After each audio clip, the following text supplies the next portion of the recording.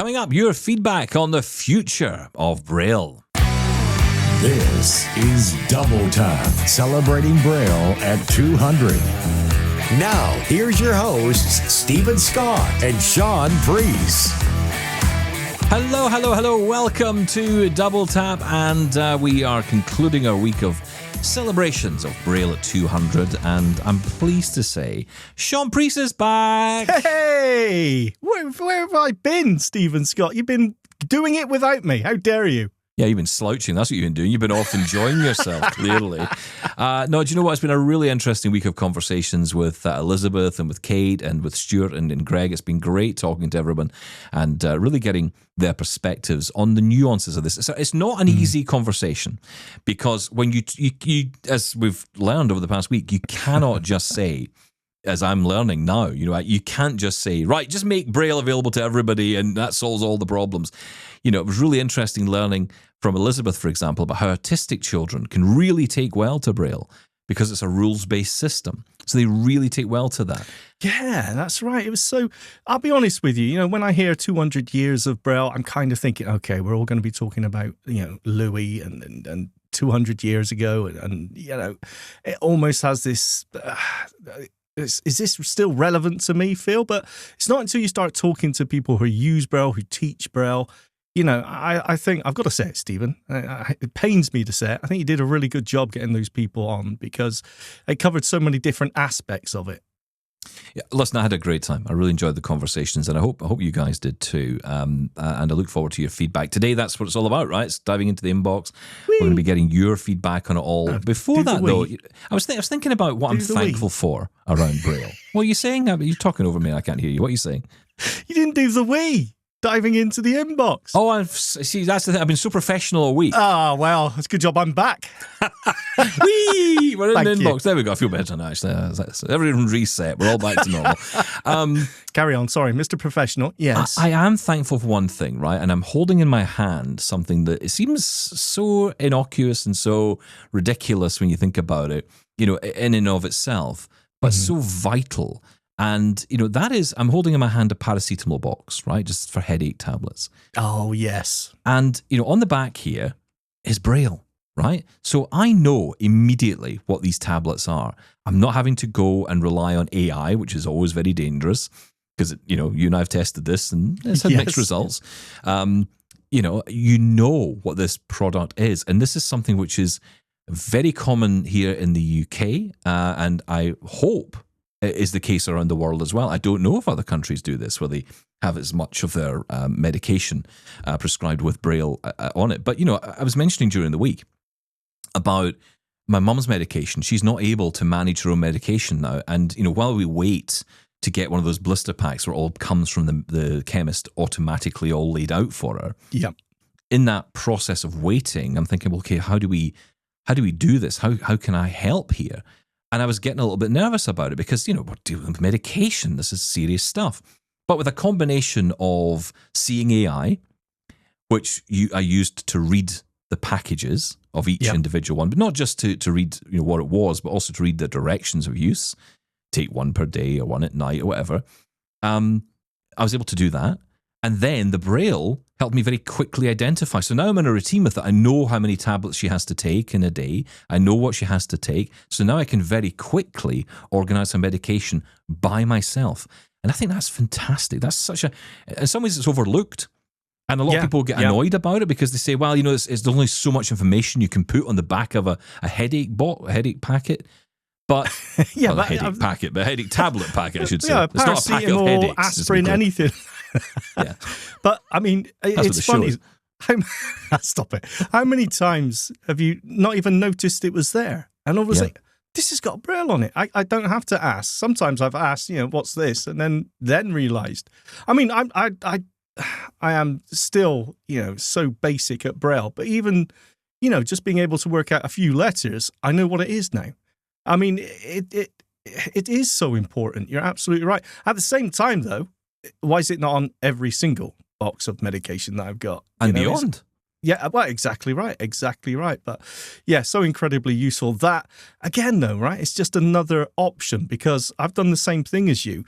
I will use something like Seeing AI or whatever similar app to try and read the label of the dosage and things like that. But I will double or even triple check that because it's so important that you know what you're being told is correct, right? Even using Ira or Be My Eyes, a human pair of eyes on it, to double check that at the same time. But it's a combination and time and manner. Sometimes you can't always do that. But I totally agree with you. That it's such a little thing, but it makes such a huge difference. Well, I mean, it's about independence, but it's about safety as well. Yeah. You want to make sure when it comes to medication, you're taking the right thing. I'd love to see it on more packaging. And it's interesting because I remember the days I used to fight against this. I remember those days. I used to have, fights with people in the office. No, not Braille and everything. Why are we doing this? Because I think the problem was we always start from the point of view that very few people read Braille. And if we start at that viewpoint, then yes, it is going to die and go away because we'll just always start from that process. So people will think, well, what's the point of trying to include it? And then they try and come up with other ways. And I've heard things like NaviLens codes and specialized QR codes. And, there's all kinds of things that people try, different tags and NFC.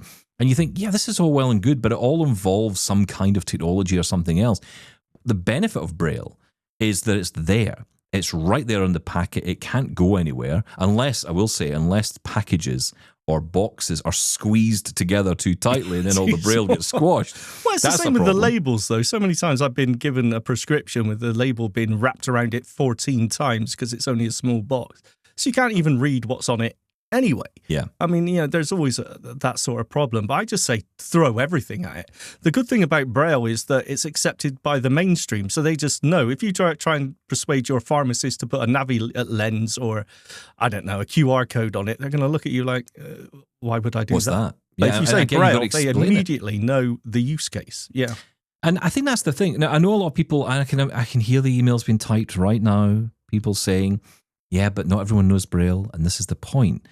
But I think what we've learned this week, and something we've talked about a lot now, is that little bit of upskilling we can do for ourselves. Now, I know it's not going to be for everyone. I accept that. And for that there should be alternative options available. There should be other ways to get information. But it shouldn't be one over the other. No, of course not. And I think, I'm not suggesting that these packages should have umpteen different types of QR codes and things. I mean, you would never know what the package was. A sighted person wouldn't really tell the package because there'd be so many codes and everything. I would kind of argue that's what the packaging's like anyway. Yeah, probably, I mean, there's so many different things and information that most people have no idea what it means anyway. So, but I think this is why, if you wanted to do this, if you're thinking to yourself, okay, I'm kind of looking to get into this world of Braille, my thing would be just learn grade 1. Just have a go at grade 1. Yep. Because once you've got those basics down, I honestly, I'm saying it now, and I know I'll get in trouble for it. The blind Braille mafia will come after me. But I think that's enough. And now, again, to be super clear on this, because I'll get emails, I'm not suggesting it for education. I'm not suggesting if you're a child that grade 1's enough. Absolutely not. You need as much tooling as possible. But for someone of my age who's learning this now, grade 1's enough. It's enough for me to do labeling. It's enough for me to understand this type of packaging. It's enough for me to, understand what floor I'm going to in an elevator. That's the stuff that matters to me every day. Totally agree. And it's actually, the learning curve is fairly acceptable, right? And it's something you can sort of pick up and put down and come back to and pick it up again really easily, as I always do. Yeah, absolutely. And plus, I think it's a gateway, because once you learn grade 1, then it spurs you on. You want to learn grade 2. So, well, yeah, I mean, look at smartphones. How many people do we know have? I remember a friend of mine once who was really resistant to smartphone, really resistant to it. There was no physical reason why he couldn't do it. He just didn't want to. He said, I don't want a smartphone. I don't want to go down that road. I don't want a touch screen. Yep. As soon as he got into it, and as soon as he learned how to use it, that was it. He was off. He was downloading apps every day. Usually, yeah. And exactly, that's right. Start with one thing. And I often say, if you're going to start anybody on a piece of technology, find a reason. Find something to get them hooked. Yeah. My mother, giving her an iPad, it was about getting Solitaire on there. Once I got Solitaire on it, she knew how to use that iPad in minutes. That's it, and that applies to blind people as well as anyone else. Yeah. So, I just think, Braille doesn't have to be, I think this is the message for me this week. It doesn't have to be the case that you suddenly become an expert reader or that you're able to do presentations and you can turn off speech on your device. That might come. That absolutely might come. But that's not really what we should be using it for later in life. I think for us, it should be a way of just being able to quickly access things. And like you say, I mean, I don't need to read on that paracetamol box. I don't need to read the entire word to know it's paracetamol. Yeah. I need to read para, and that's it. Well, isn't it the same when we're using an app such as that? I mean, sometimes it talks utter gibberish to me, but there'll be one word in there. Oh, I know that's tomato soup now because it said matto sauce or something. Exactly. It's the same thing no matter what you're using. You got to sort of decipher it yourself and use your common sense. And you know what I'm taking away from this week is that I'm not beating myself up anymore. That I haven't learnt Braille to the level I wanted to. I'm just not beating myself up. Braille is there for an option. And, I use grade 1 now and again. I can type it. I'm not very good at reading Braille yet, but it's fine. It's fine. I'm not going to beat myself up about it anymore. Yeah, a great takeaway, I think. And, that's kind of how I feel about it, I think we put a lot of pressure on ourselves and we don't need to all the time. Okay, I want to get to you beat me up. Yeah, I'll shout at you. That's fine. Let's move on to some of your feedback on this because lots of you are getting in touch on this following our conversations that we've been having over the past few months. Let's kick off with the Nexus. It all comes back to Braille and literacy, doesn't it? I'm not writing in to present a counter to your point, Stephen, because I agree with you. I no longer believe that Braille is the great equalizer or that it's the only form of literacy. I consider listening to your screen reader a form of reading because at the end of the day, you're decoding the information. I also think that if Braille isn't more accessible through education and lowering the prices of Braille displays, it will die. I learned Braille as a child, but my relationship has changed. It all began with switching from physical books, which, to this day, I hate reading, to using a Braille display to read my books. I don't read as many Braille books as I used to. Most of my reading is done through audiobooks, while a lot of my Braille reading is reserved for writing my own books. As a Braille reader, I find myself embarrassed by the arguments made by other Braille readers. Some of those who champion Braille argue its greatness in a way that suggests that any other form of literacy is incorrect. I also find that they sound like they have a moral high ground. It's distasteful to look down on others that don't have the skills that you do. I recently heard of this happening related to O&M. I hate it when it comes to O&M, and I hate it for Braille too.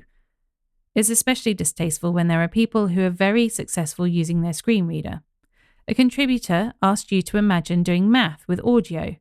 Well, I don't understand how that would work. I recently heard that some people have done math with a screen reader, which makes it possible and should not be discounted. The graphs might be an issue, but I'm sure they found solutions. This same contributor also sourced an article from 2006. This will sound harsh, but an article from that time is no longer relevant and shows me that there was no recent research done.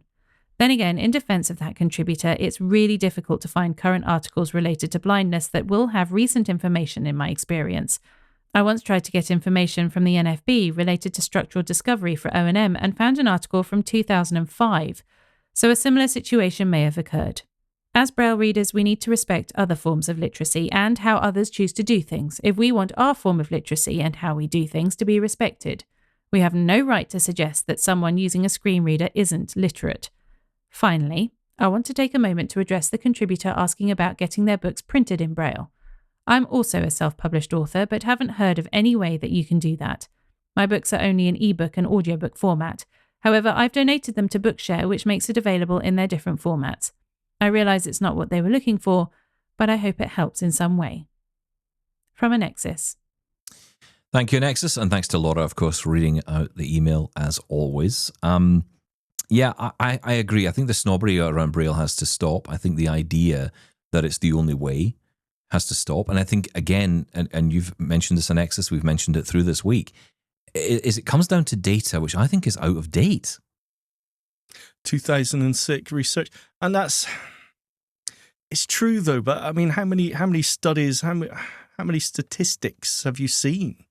Well, that's when it comes down to any aspect of blindness. The unemployment statistics we're still rattling off. I can't remember last time I actually checked for any updated stats on that.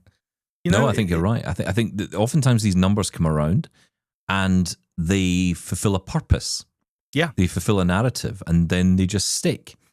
And I'd love to get more data on this. And again, I mean, I go back to, I think it was early 24.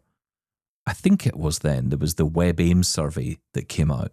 Yes, that's right. Yes. And I remember reading it, and you know, the amount of people who were championing, oh, the iPhone is the king of the world when it, you know, comes to blindness. And then I looked at the number of people who'd actually responded, and it was like 1,500 people. Yes. And I thought, that does not tell me anything. I'm sorry, that does not tell me anything. Now, that's no slight on the WebAIM survey people at all. No, that's a slight on us, though, isn't it? That's a slight on us. Yeah, we should be all jumping in on this, because look, if we want data, we've got to provide it. Yes, exactly. Yes. And this is something we need to think about. We've got to talk about. And I do imagine, and I still do imagine, that the numbers of people who learn or who have access to Braille or who are using Braille is probably quite small in comparison to everything else. I can kind of understand that to be the case, especially and only if you look at the unemployment stats. Again, if you believe any of them, right? But, you know, again, most of this is probably true, but there's a variance in the number, I imagine. Yeah. But let's just say the majority is the win in the case, right? So, you know, in terms of employment, the majority of blind people of working age are out of work, okay? Are they going to be able to access Braille tech? Probably not. No. Okay, if you're out of work, if you don't have any money coming in, if you're living off state unless benefits, you can get welfare, some sort of grant, or you've got no chance. And you know, the availability of grants, that's gone down so much over the last few years. But a lot of it's tied to work as well. Oh, of course. Yeah. Sometimes you get grants that come along, and that's right. And sometimes there are grants that come along through the course, but they only give so much money, and they wouldn't provide enough for the whole thing. Now, some countries will provide it, and you know, it's very much mileage varies depending on where you are in the world, okay? Yeah. But let's just say that the chances are, if you're out of work, you're probably not going to have access to the money to be able to buy a Braille display, or perhaps even an up-to-date smartphone, or a computer. Or Perkins. Well, yeah, and look, the digital divide that the companies talk about, and you see how this talked about a lot, that phrase, it's real. There are a lot of people who just don't have access to this stuff. Of course. Anything. You know, it might be that an Amazon Echo is the best they've got. And, you know, that's another issue here, right? So, you know, again, your access is dependent on what you can afford. Yeah. So the idea of there being a right and wrong and a suitable and a non-suitable way, I'm with you, Nexus. It's not fair to say that. Because, you know, if someone can only consume their audiobooks via a smart speaker, courtesy of a library that they've managed to get access to that provides books for free, that's their literacy. That's their access to literacy. It's true. Yeah, whatever works for you. Again, it's about having those options, though, isn't it? And this whole snobbery thing, I don't even know if snobbery is the right word, but, you know, looking down on someone for a certain, you know, you should be able to do this, but you're not doing it, so you're failing. I mean, that's not just in Braille, isn't it? That's in mobility. That's in so many different areas of blindness. And I don't like that at all either, because, you know, taking from my own experience, I'm so insecure about not being able to do things anyway. It just doesn't help. It compounds the problem. So that's something else we do need to get over in our community, I think. I think that I don't know if it's unique to our community. I hope it isn't. Part of me hope it is. Yeah, part of me hopes it is, because it's you know, I wouldn't want other people to go through this, but there is an awful lot of you're never enough. You know, you're never blind enough. You're never, you know, it goes back to the partial sight thing. You know, you're never blind enough. You don't know Braille well enough to read you're fast not sighted enough at that point either. So you know, you're not listening to your screen reader at 8 million words per minute. So you know, yes. you're absolutely you're not listening at 100 speed. Well, you're hopeless then. You know, it feels like a flex when people say things like that, and I think that's perhaps their own insecurities at play. That's exactly what I was going to say. Yeah. Yeah, I mean, it's a human trait. I'm sure it's something I've done in the past as well, but yeah, it's something we do need to get over. I'd sometimes think it's because the challenge is greater than some people like to admit. And there are some people out there who will, almost tell you that, being blind is the best thing that ever happened to them. I've heard that phrase a lot, actually, in my past, which I've never really understood. But but sometimes we're just proud as well. Sometimes gaining an ability, those little victories that we have. Well, that's what I was going to say. So it's like a game. I always think about, when I used to play the Lemmings as a kid. You get the lemming, or you managed to build a little ramp thing, and you'd get it to go up, and it didn't fall off and die. It was like, hey, I've done it. You were standing shouting to all the other lemmings, come on, get up here. Yeah, exactly. Sometimes, you can become a little bit insensitive because you're so proud of what you've been able to do. Like lemmings. Just like lemmings, yeah. Apparently, another Stephen Scott analogy there. I used to love that game. It was in the Atari. I used to like Worms. I think that was the more up-to-date version. Worms. Used to throw grenades and rocket launchers at each other. Oh, we didn't do any of that in the lemming game. Well, we just built ladders. Different days. Anyway, thank you. Well, also different level of graphics capability, I think, at that time on the Atari. Okay, let's move on to Darren. Hello, this is Darren from Bexley in Kent. Just a short one. I agree with everything you said, Stephen, about Braille. I know a lot of people don't like what people say or what you say, but I'm afraid if people aren't taught and it's not taught as the generations come through, then it will die. There's no point sugarcoating it. I'm on your side, Stephen, 1,001%. Secondly, what I would love to hear is a feature on both iOS and Android Braille screen input, where you Braille on the phone or tablet's touch screen. I would be interested to know what the difference is between the two, hear demos of them. I would love to hear a review of both iOS and Android Braille screen input on the touch screen itself. If that could be possible, if somebody could do that, I would love that. Because, as you know, I'm thinking of changing phone, and if I was to go touch screen, I think Braille input would be the good way I go, because I'm a Brailleist. And it's just to know which system would best go for iOS or Android, unless I go for Blind Shelf 3, which I haven't decided yet. I'm waiting to see more reviews.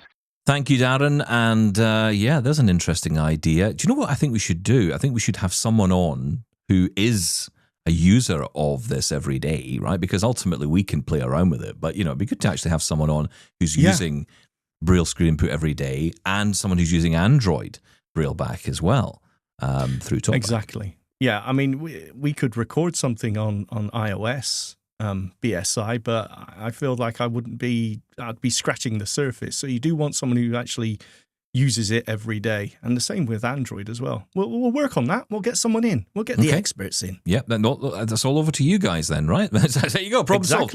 Yeah. But no, let's put that out to you. If you are someone who uses Braille back on Android or uses Braille screen input on iOS, get in touch, and we'll get you guys together, and we'll create something out of that. Thank you for that, Darren, and happy phone hunting. Oh, well done. Let's move on to Ian, who's got in touch. Hi, yet again, gentlemen. One of your most recent contributors was asking about learning to use Braille, having lost his sight in later years. From personal experience, I lost my sight at 40 over a period of several months. I would advocate that the most useful new skill I learned at the start of my new life was that of touch typing. I'm not saying that Braille should or should not be learned, but the ability to use keyboards efficiently was a gateway to so many other skills. I did my course through Adult Education in Hull, who were great, and found teaching software with audio feedback. I know but can't name many other programs that are now available and aimed particularly towards the visually impaired. All the best, Ian from Hull. Such an important point, isn't it? That yes, Braille is a really useful skill, but it kind of sits secondary to touch typing, I would say. In fact, I would even put it behind learning screen readers. I'd put it behind learning computers generally. I think that's a more useful skill long term. In fact, I even put it behind smartphones. There you go. I put it at the end of the list. Stop that. It's so interesting because I kind of feel a bit nervous about saying, let's put that right at the front.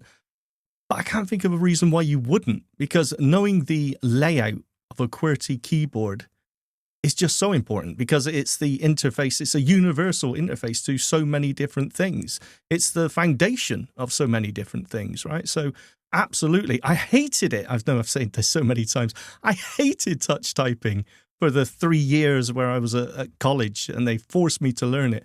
But it was the thing that changed, everything for me. If I hadn't had learned it, I would have really struggled. Now, listen, I remember someone coming to me and asking about how to learn to use a screen reader. This person was totally blind. And I said, okay, so first things first, let's get a screen reader on. So she had a PC. And I said, okay, let's turn narrator on. So I said, okay, to hold down control, hold down Windows key, hit enter. And she said, where's the control key? Yeah. And I'm like, okay. I said, well, okay, it might be bottom left in your keyboard. And as I was going through this, I was realizing she doesn't know where any of the keys are. I said, do you touch type? And she said, no. And I thought, that's going to be the first thing you need to learn. Because ultimately that is, you're saying it's the interface. It's the only interface for us. If you're using a screen reader primarily, I know some people use it with a mouse, at different stages of vision. NVDA, for example, is brilliant with that. That's one thing. I was struggling with something the other day, and I was using the mouse, and I can't see where the mouse is on the screen, but I love how NVDA can read everything what's under under the mouse. this pointer. Yeah, exactly. That's really good. Yeah, NVDA key M to toggle that on. Yeah. Well, I know, because every time I go to the menu, I always turn it off because I always hit N, but I mean to hit N to bring up the NVDA menu. Type. That's right. Yeah, if only I'd learned that. But that's why I need a bump on in that key. But no, it's a really important skill, and they're a great thing. I mean, I mentioned it before, but Azabat, as in blind Azabat, I think is. I don't know if that's the joke. Surely that should be cancelled by now. That surely cannot be why it's called that. But Azabat, Azabat. I don't mind that name at all. Okay, no, just put that out there. It's fine. We're not offended by words over here at the Double Tap. I think spell you know it again. By now. Sorry, I talked all over you. Azabat, Azabat, and that's a touch typing trainer which you can use on your computer. I think it's for PCs, and you can learn how to type on that. Now, I'm not sure about the Mac. I mean, I go back to the days of Mavis Beacon, which oh yeah, remember that? Yes. Do you know something the other day that kind of started? I don't know why this sticks in my mind, but the other day someone was talking about how awful Office used to be on the Mac. And they said, if you think Outlook is bad now, just think back to the days when it was Microsoft Entourage. Oh, sorry, no, that's going, before me. Wow, that takes me back. Oh, did you get all teary-eyed and nostalgic? You know how it's like someone just grabbed you and just pulled you right back about 20 years? It was like Microsoft Entourage. Goodness me. Yeah, it was terrible. Entourage? Was that an Office suite? That was Outlook. That was Outlook back in the day. Oh, that was out. Oh, right. I mean, why Entourage? I mean, it's a weird. I used to teach an information class in WordStar back in the day. WordStar, yeah. Wow. Okay, we're talking before GUIs and everything. Anyway, we're very, very old. My first experience of a GUI in that sense and using word processing was ClarisWorks. That's what I used back in the day. Claris, yeah. Yeah. Oh, wow. Let's just say old software titles. titles. Do a nostalgia show one day. I think we're already doing it. Okay, thank you for that, Ian. Let's move on to Leander. Hi, Stephen and Shaun. Thanks again for a wonderful show. Just wanted to come in with another point.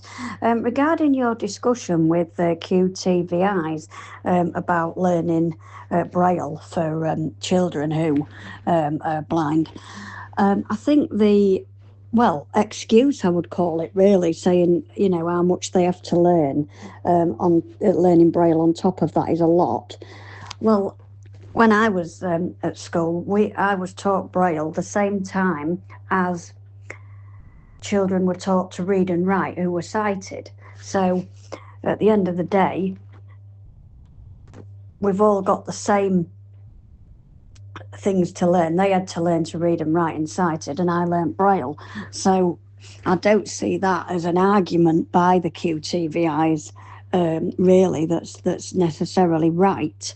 We've always learnt Braille as well as all the other subjects, what we have, as has sighted people learnt to read and write in sighted. Because if you were saying that, then you could say, well, it's a lot for sighted people to learn to read and write in sighted as well as learning all the other subjects. Usually we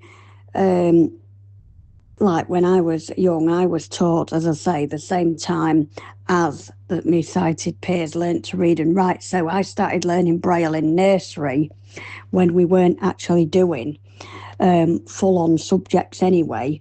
And then when I got into reception, we used to have words, what we had to learn every week. And I used to have to learn the Braille words, a word pot we had with so many words in it. And I had to take that home to learn the Braille words, and my sighted peers had to take theirs home to learn the sighted words. So I think if it's done alongside, that's fine. I suppose for older children, it could be more challenging. But, like we say, every situation's different. And it's only like somebody going to night school to study another subject. When you look at it like that, I think. But anyway, that's just my thoughts. Thanks for a wonderful show, and I'll look forward to future editions. Thanks, Leander. I'm with you on this. I think, if a child who is sighted is learning how to read and write, learning Braille is no different, and it should be treated the same way. That is ultimately my argument, and my argument goes beyond blind children. It goes to low vision children. And I have to say, even after all the conversations we've had this week, my view hasn't changed on that particularly. It has softened a little bit based on the nuance that I've got from the teachers, in the sense that, I understand that there are some children who clearly could benefit from Braille immediately and others who perhaps don't, and they do have to take it on a case-by-case basis. But I still think... Well, as you know, and go back and listen to Elizabeth and Kate talk about it. I'm not going to reiterate everything they said. Yeah. But, they lay out very clearly from their perspectives why there are some children who need it and some who don't, and it can be because of other complications. It could be because of other disabilities. And I think that's the thing, where we're seeing more and more of this now, where it's not just a child who is blind. There are many children who have additional disabilities or additional challenges that cause them to perhaps be in a situation where Braille would cause more harm than good. So I understand that. Isn't the problem, and going back to the point of, learning it separate to sighted students, isn't the problem just down to resources of, having a teacher that knows both, that can teach the mainstream reading and writing method at whatever early stage, but also teach early Braille lessons as well, without having to get someone separate in to do that? Basic Braille at an early age. Is that what it comes down to? Is there just not simply the resources? It's not so much the time it takes for teaching children Braille. It's more having someone to do that. Listen, it's a huge part of it, right? And if there aren't the teachers, or they've not been trained, or there's not enough coming through, then you've got a problem. And, that was alluded to as well in our conversations. And this is part of it, and for those who work in the field... Again, we're back to specialised schools, though, aren't we? Specialised education versus mainstream education, and the pros and cons. Yeah, and again, pros and cons, right? And again, we've heard about all that this week, and so much interesting viewpoints and all of that. But I don't know. I don't know what the solution to that is. I mean, ultimately, the answer is more money being poured into this education. But that's usually the answer to so many of our problems anyway. I mean, as a society, is just throw money at it. But it's not. But it's not a case of the children are being. I think this is the problem, because what happens is that there are people who will be well-meaning people who will be saying, "Well, look, we haven't got the resources to teach these children Braille in this school. Yes. But what we can do is we can teach them how to do everything in audio." So there you go, problem solved. And I think that's where the problem lies. Yeah. There is an alternative. You wouldn't do that with sighted children. That's the difference. You wouldn't say to a child, "Well, you don't need to learn to read and write because you can just use a computer." That wouldn't work. Yeah. I mean, look, at a fundamental level, we all agree that they should learn it all together at the same time. Yeah. It's just, how do you make that happen? Leander, thank you for the comment. Nate is continuing this conversation on literacy. Hi guys, I just wanted to share my thoughts on the ongoing Braille literacy discussion based on my recent experience at a training program in South Dakota. While at the centre, I pushed hard for Braille, as I've always enjoyed being able to read, and yes, while audiobooks are wonderful, they're just not the same for me. When I expressed interest in learning Braille, I was told I would only be taught to read basic sentences, not how to write it, since blind people never need to write Braille anymore. I was concerned by the administration's views on Braille, which seemed rooted in misconceptions about blindness. They suggested that text-to-speech technology has made Braille obsolete and oddly assumed that blind individuals always have personal assistants, though I must say having a personal guide would be quite convenient. This highlights a crucial issue. If we want to preserve Braille literacy, we need to improve how Braille is taught and understood. Far too often, decisions about Braille instruction, whether in K-12 or training centres, are being made by individuals who neither know Braille nor understand its significance. It's particularly troubling that these decision makers often have no personal experience with vision loss, and when asked about text-to-speech versus Braille, they struggle to provide concrete reasons. As a community, we need to advocate for Braille literacy. It's an interesting paradox that while Braille materials are more affordable than ever, fewer people are learning Braille. This trend coincides with the changing demographics of the blind community, with an increasing proportion of people who have low vision rather than functional blindness. However, this demographic shift isn't the only factor at play. The way blind education is being provided has also changed dramatically. Training centres and schools are increasingly prioritising technology-based solutions over traditional literacy methods, often without fully considering the long-term implications for independence and education. Ultimately, every blind person should have the opportunity to learn Braille, and decisions about Braille instruction should be made by those who understand both Braille and assistive technology. Best wishes, Nate. P.S. There's no one-size-fits-all approach to vision loss. The more options available, the better equipped we'll be to meet individual needs. Yes. Yeah, I agree, 100%. Absolutely. I think also, what you have to be aware of, and this happens a lot as well, and it bamboozles me that it happens because it wouldn't happen in any other walk of life, is I've had people say to me, and not just around Braille, but other things relevant to companies, like, for example, systems or whatever a company may employ to use. Oh, well, we spoke to a blind person and they said it was fine. Or I spoke to a blind person and they say no one uses Braille. Yeah. And it's like, would you take that kind of advice on anything else? If a woman walks up to you and says, well, I have a view on women, and it's my view, and that's it. And you go, oh, well, on that basis, then every woman feels that way. Would that make, that's what I mean. It's like, would you ever say that? No, of course you wouldn't. But that happens in our world, right? A person talks to a blind person and everything's decided on that. I was told I get scolded by someone who said to me, well, I don't know why you can't use this system. It's perfectly accessible. Your colleague uses it.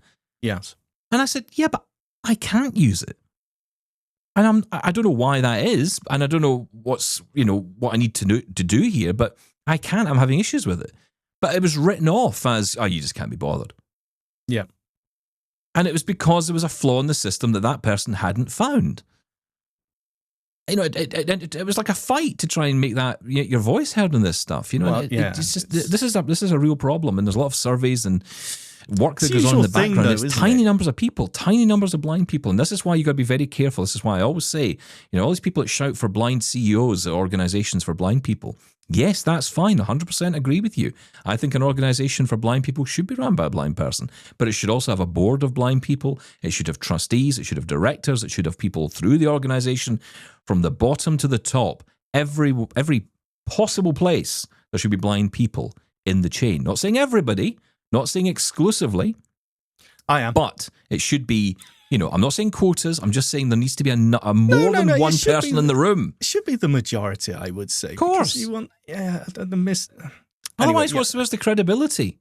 Exactly. And look, I find it absolutely, utterly amazing that you get that response about, Braille is obsolete because you just use text-to-speech. And that's kind of why, when we do raise our concerns and we talk about this, I do kind of get worried that people will take that away from it.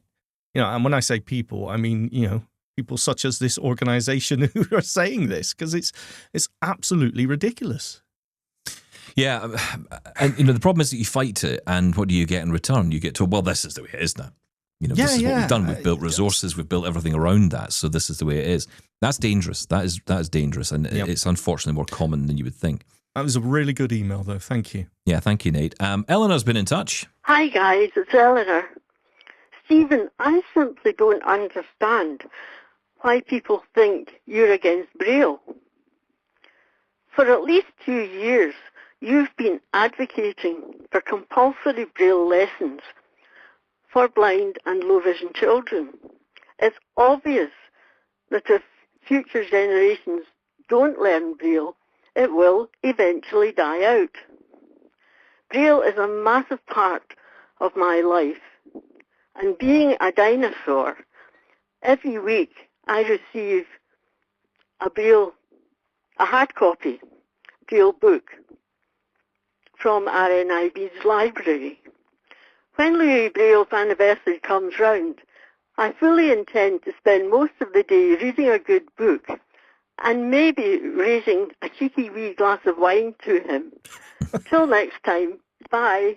I hope you enjoyed the wine, Eleanor.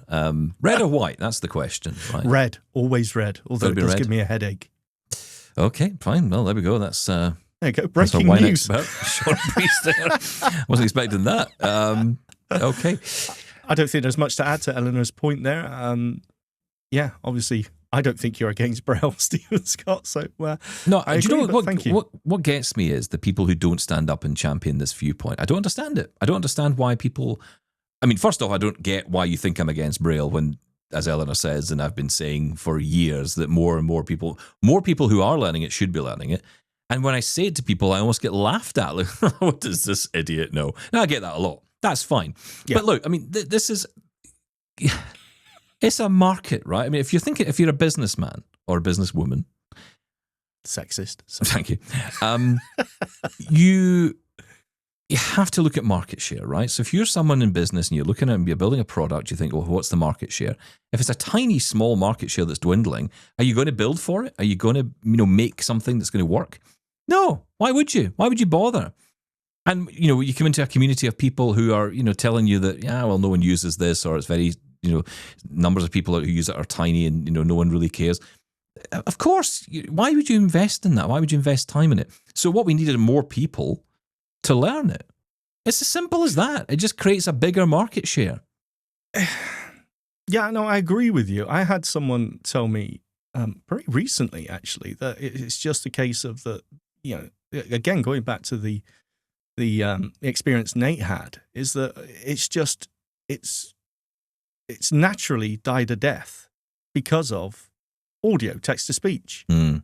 But the point is, they're looking at it from inside their own little bubble anyway. If we take away all the other arguments, Braille is the only option if you're, hard of hearing as well, deaf, blind deaf. I mean, you can't just look at it from your own little bubble here. It takes, and that's, aside from the other arguments about even if you're just blind learning Braille. So I don't know. This argument is going to roll on and on, I think. Yeah, but the problem is what we've managed to do here is unpick this argument, right? So we've unpicked this instead of, because you've got two sides. One is it's dead, it's going nowhere, don't need it, we've got audio.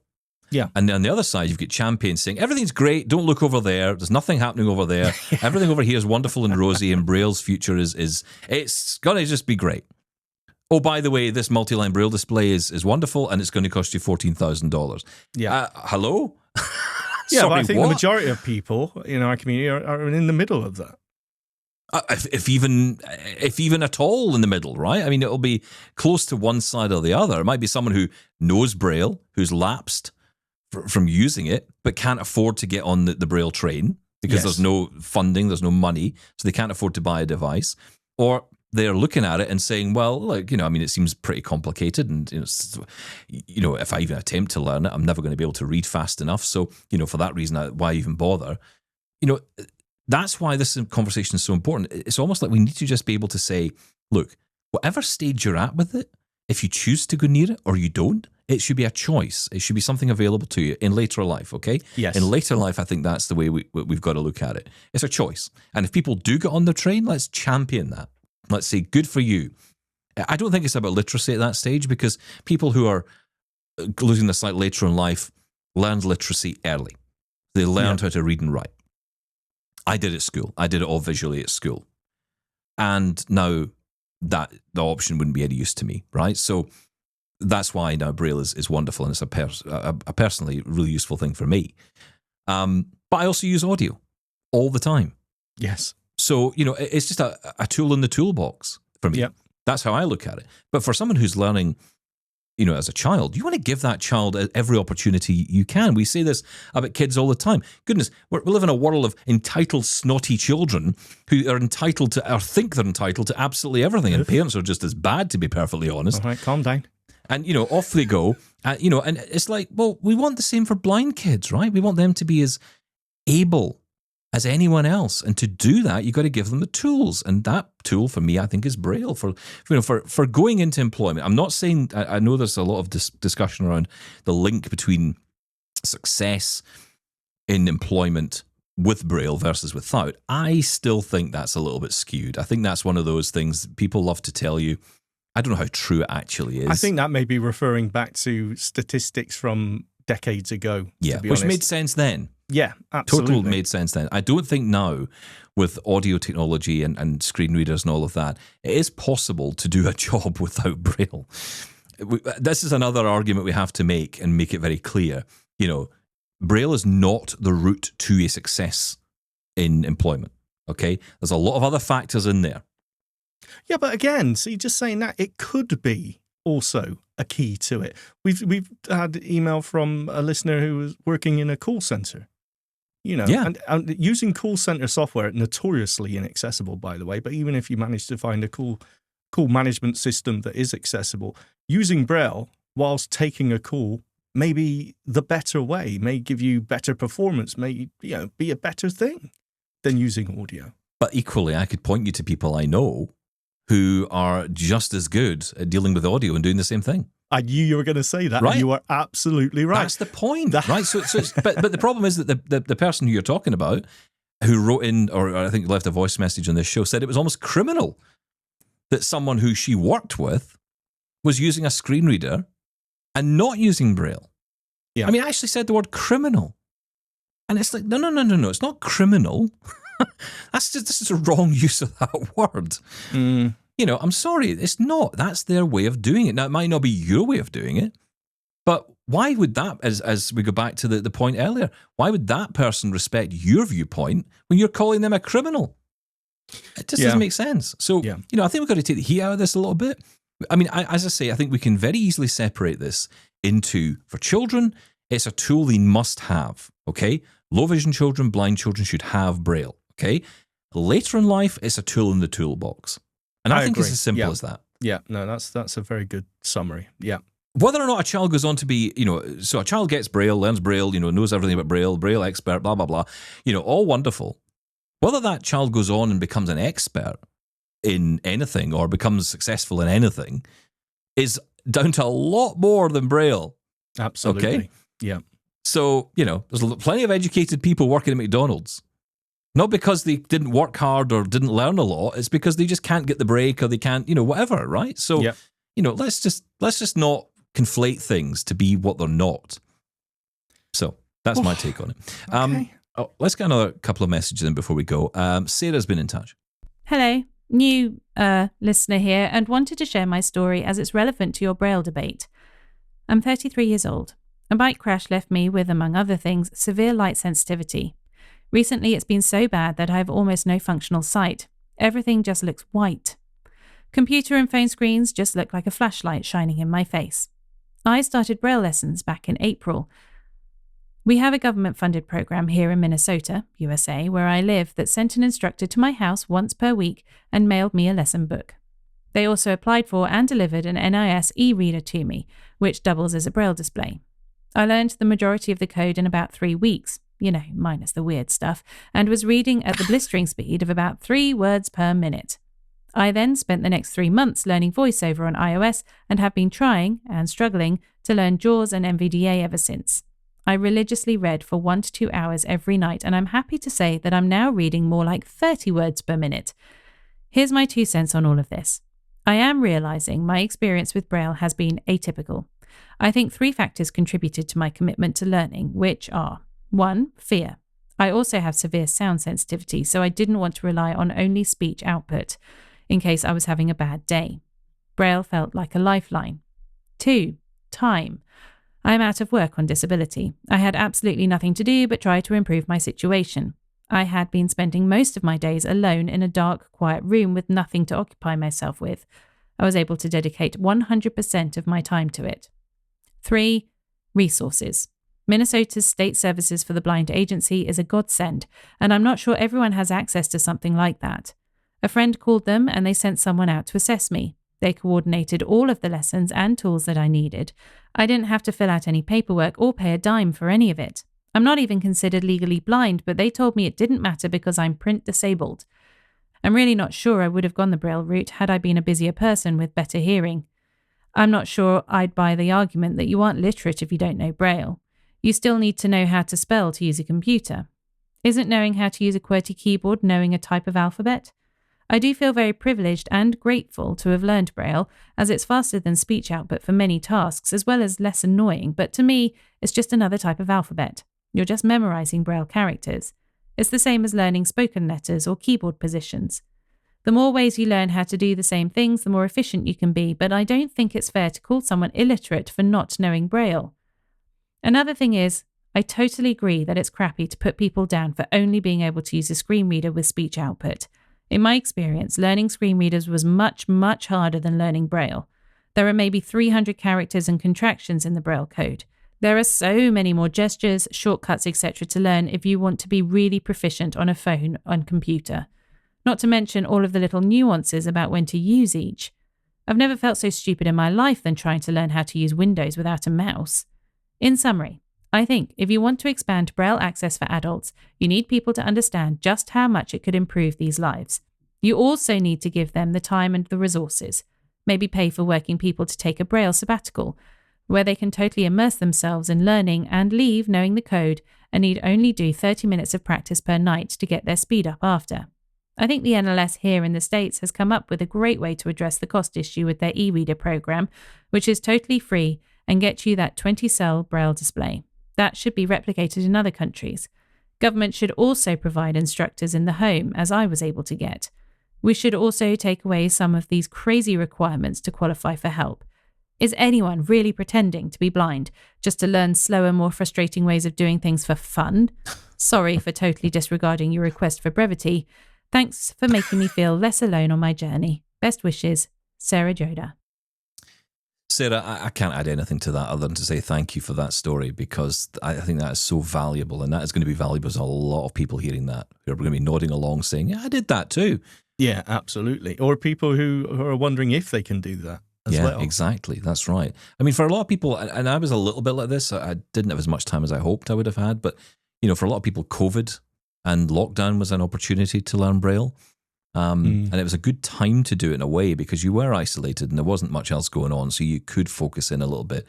Unfortunately, I was in a job at the time which demanded a heck of a lot of my attention, so I just couldn't afford the time to do it. The time just passed me by, but I did actually attend a Braille course prior to that, and I found that, you know, that really helped because it focused me. You know, it's very easy to, when you're busy with life, just to, you know, have an excuse to go and do something else. I just don't have time. No, yeah. and you know, genuinely, we don't always have time. But when you can focus the time and you know you have to be somewhere and do it, then it does help. Well, that weekly, once a week visit, I mean, that's also key as well, right? Yeah. It forces you into a routine. It's so important. Resources are so important. But that was great. Let's get one more in before we go. This is from Tiffany. Hi, Stephen and Shaun. It's Tiffany again. I'm catching up on podcasts, and I wanted to give my thoughts about the Braille controversy. It's a very interesting discussion, and for what it's worth, Stephen, I hear you. I think, you know, it's a serious discussion to have, and it's definitely a discussion worth having. I'll out myself a little bit here. I was born totally blind, so I grew up with Braille, and I enjoy reading Braille. You know, I have one of those Braille displays you can get here in the U.S. from the Library of Congress, and it's a great device. I've had a weird debate with a friend once about, you know, you have this, you should be using it every day, and I kind of disagree with that to some degree. But, so, here's my situation. I have something called Raynaud's syndrome, or Raynaud's disease, I believe it's pronounced, and that is a circulation disorder. Usually you have it here, you know, in the wintertime, at least that's when mine flares up, where your fingers they'll either go numb, or they'll be, you know, kind of, it's painful. And so when that's the case, if I try to read something in Braille, it feels like I'm stabbing my fingers with tiny needles over and over and over again. And I don't want pity or anything like that. It's just the reality of the situation.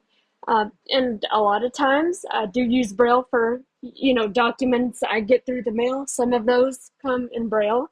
I often use it to label things in my kitchen. Very handy, so I can grab it and read it just like a sighted person and see that it's the can of corn, green beans, or whatever. And then, choose what I want to eat and then, go at it like a sighted person.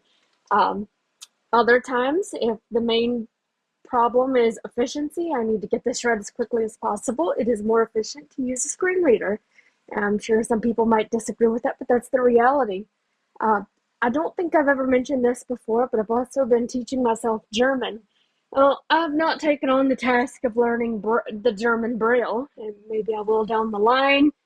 That just feels like a whole undertaking that I'm not quite ready for. But anyway, I wanted to give my thoughts, and I hope this wasn't too rambly, but yeah, congratulations on the show. And, having these discussions, I commend you for it because it's a discussion worth having.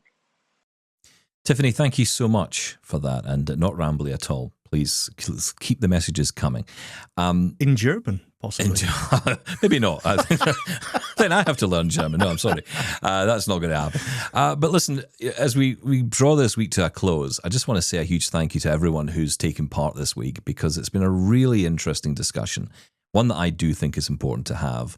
And whilst everyone will talk about the history and the life of Louis Braille, and of course a huge part of this is, it's all down to him, let's be honest. It wouldn't be here without Louis Braille. Yeah. We'd be talking about some other code entirely, likely one of the other type of raised letter type codes. Yeah. If Louis Braille hadn't developed the code, of course we must celebrate that. But we've got to talk about it in its current state, and that's why it's so vital to have these conversations. So thank you to all of you for getting in touch, sending in your messages. We'll, of course, continue this discussion as we do every day. We talk about everything here on Double Tap, tech-wise and more.